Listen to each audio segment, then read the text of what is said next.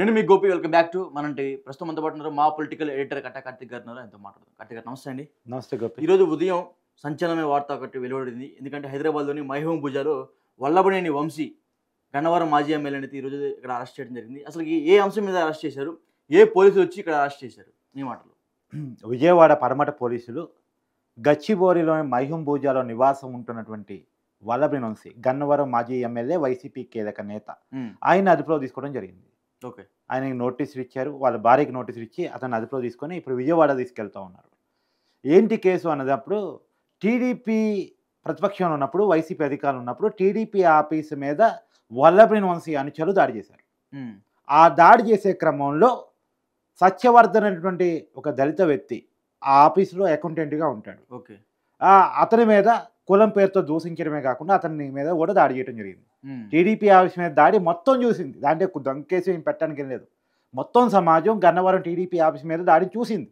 ఒక Gannavaram TDP office మీదే కాదు, విజయవాడ అమరావతి కేంద్రంగా ఉంటున్నటువంటి సెంట్రల్ ఆఫీస్ మీద కూడా అప్పుడు వైసీపీ నాయకులు దాడి చేశారు. ఆ కేసు కూడా నడుస్తుంది. ఆ కేసులో కూడా అనేక మంది ఇప్పటికీ అరెస్ట్ అయ్యారు. సరే, గన్నవరం గన్నవరం నియోజకవర్గంలో టీడీపీ ఆఫీస్ మీద వల్లభనేని వంశీ అనుచరులు దాడి చేశారన్నది టీడీపీ అధికారులకు అంటే కూటమి అధికారులకు వచ్చిన తర్వాత ఆ సత్యవర్ధన్ అనే వ్యక్తి ధైర్యంతో కేసు పెట్టాడు. గతంలో అతను కేసు పెడతానని తీసుకునే వాళ్ళు లేరు కాబట్టి, కానీ కూటమి అధికారులకు వచ్చిన తర్వాత అతను కేసు పెట్టాడు. ఆ కేసు పెట్టడం కాదు, అతను ఎస్టీ కేసు పెట్టాడు, గన్నవరం పార్టీ ఆఫీస్ మీద దాడి చేసిన కేసు పెట్టారు. రెండు కేసులు వల్లభనేని వంశీ మీద బుక్ అయ్యాయి. అతను బెయిల్ కోసం వల్లభనేని వంశీ కింది కోర్టు నుంచి హైకోర్టు నుంచి సుప్రీంకోర్టు వరకు వెళ్ళాడు. సుప్రీంకోర్టు ఏం చెప్పినారంటే, నువ్వు కింద కోర్టులోనే బెయిల్ తెచ్చుకో, మా దాకా అవసరం లేదు, కింది కోర్టులో రానప్పుడు మా దగ్గర రా అని చెప్పింది. ఇప్పుడు హైకోర్టులో అతను బెయిల్ పిటిషన్ ఉంది. అదే సరే పక్కన పెట్టేస్తే, ఇప్పుడు బెయిల్ వస్తుందో రాదో అనే భయంలో అరెస్ట్ జరిగిద్ది అనేటువంటి దాంట్లో నుంచి ఈ సత్యవర్ధన్ కుటుంబ సభ్యుల్ని వల్లభనేని వంశీ కిడ్నాప్ చేసి బెదిరించేసి ఆ కేసు వాపసు తీసుకుంటావా లేదా అని చెప్పేసి బెదిరించాడు. ఇప్పుడు ఈ 3 days బ్యాక్, ఈ వారం రోజుల్లో జరిగిన పరిణామాలు. ఇప్పుడు దాడి జరిగిందేమో వైసీపీ అధికారులు ఉన్నప్పుడు, కేసు పెట్టిందేమో కూటమి అధికారులు రాగా, బెదిరించిందేమో ఈ వారం రోజుల్లో. ఈ వారం రోజుల్లో సత్యవర్ధన్ కుటుంబ సభ్యుల్ని నువ్వు మా మీద పెట్టిన కేసు వెనక్కి తీసుకుంటావా లేదా, లేకపోతే మీ అంతు చూస్తాం అని చెప్పేసి కిడ్నాప్ చేసి బెదిరించారు. ఆ కిడ్నాప్ చేసి బెదిరించడం కారణంగా వల్లభనేని వంశీ అనుచరులు కాల్లోనే కోర్టుకి వెళ్ళినటువంటి ఈ ఎవరైతే వ్యక్తున్నారో అతను పూర్తిగా నేను కేసు పెట్టి వెనక్కి తీసేసుకుంటున్నాను, ఆ రోజు నా మీద కులం పేరుతో మాట్లాడలేదు, దాడి చేయలేదు, ఈ కేసును వెనక్కి తీసుకుంటున్నాను, ఆ రోజు టీడీపీ నాయకుల వాళ్ళ ఒత్తిడి వల్ల నేను ఈ కేసు పెట్టాను తప్ప నాకు దీంతో సంబంధం లేదని చెప్పేసి కేసు వెనక్కి తీసుకున్నాడు. కేసు వెనక్కి తీసుకోగానే ఇప్పుడు ఎంక్వైరీ చేసిన పోలీసులు పిచ్చోళ్ళ, పోలీసులు అడుగుతారు కదా ఎందుకు కేసు వెనక్కి తీసుకున్నామని. అప్పుడు పోలీసులు సహజంగా అతని ఇంటికి పోయి అడిగారు ఎందుకు కేసు వెనక్కి తీసుకున్నామని చెప్పేసి. అతను చెప్పినటువంటి మాటలను విని షాక్ అయ్యారు. నన్ను కిడ్నాప్ చేశారు, నన్ను బెదిరించారు, నా కుటుంబ సభ్యుని భయభ్రాంతులకు గురి చేశారు, నేను తప్పని పరిస్థితుల్లో నా ప్రాణాల కోసం కేసు వెనక్కి తీసుకోవాల్సి వచ్చింది, వాళ్ళ కాల్లోనే వెళ్ళాను, వాళ్ళు వెనకాలే ఉన్నారు, జడ్జి గారు చెప్తున్నప్పుడు కూడా వాళ్ళు చూస్తూ ఉన్నారు, తప్పని పరిస్థితుల్లో నేను అలా చెప్పాల్సి వచ్చింది, కేసు వెనక్కి తీసుకోవాల్సి వచ్చిందని చెప్పారు. ఇప్పుడు ఆ కేసును కూడా తీసుకుని ఆ కేసులో విజయవాడ పడమట పోలీసు, నిజానికి ఈ కేసులన్నీ గన్నవరం కానీ ఈ పర్టికులర్ కేసు మాత్రం విజయవాడ పడమట. ఎందుకు, ఈ పర్టికులర్ కుటుంబం రామవరపాడులో నివాసం ఉంటుంది. రామవరపాడులో నివాసం ఉంటుంది కాబట్టి రామవరపాడులో దాడి, కిడ్నాప్, భయభ్రాంతులకు గురి చేయటం, ఈ కేసుల మీద విజయవాడ పడమట పోలీసులు హైదరాబాద్ వచ్చి హైదరాబాద్లో నివాసం ఉంటున్న వల్లభనేని వంశీని అరెస్ట్ చేయడం జరిగింది.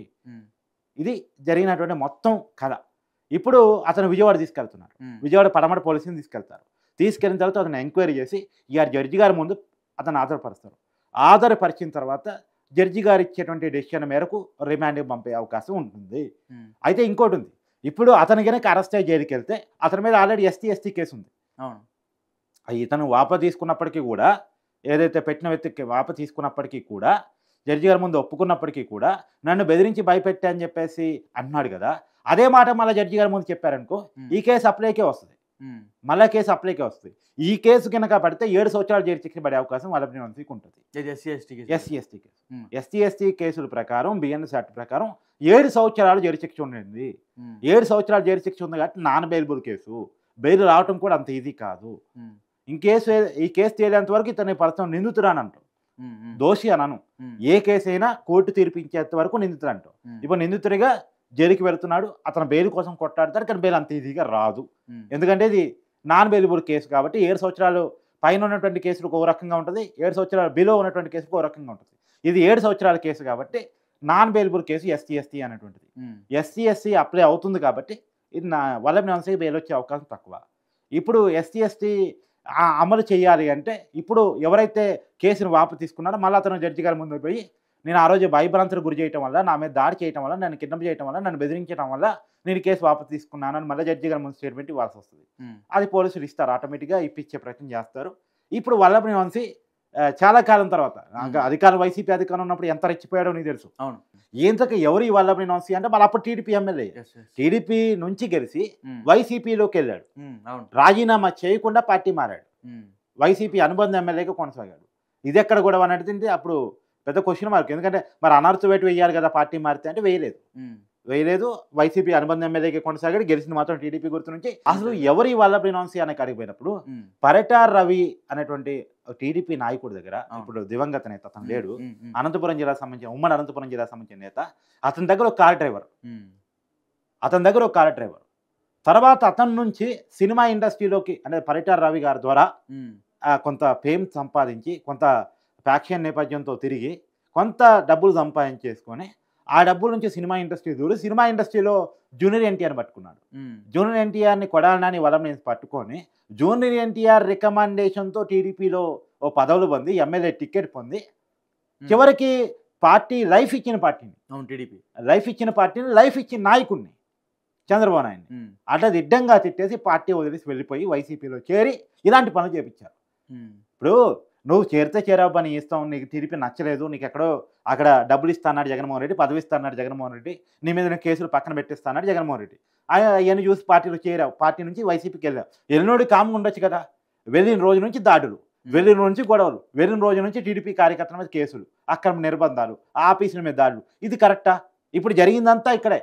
వల్లభనేని వంశీ మామూలుగా పార్టీ మారుంటే వల్లభనేని వంశీ మీద ఇంత వ్యతిరేకత రాకపోదు.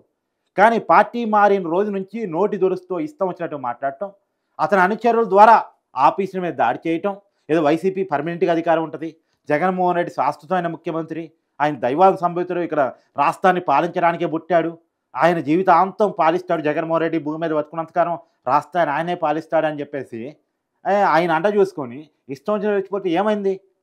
సీన్ రివర్స్ అయింది కదా. కాబట్టి ఎక్కడైనా గుర్తుపెట్టుకోవాలి, ఎప్పుడైనా మనం ఒక స్థాయిలో ఉన్నప్పుడు ఆ స్థాయి తగ్గట్టు ఉండాలి.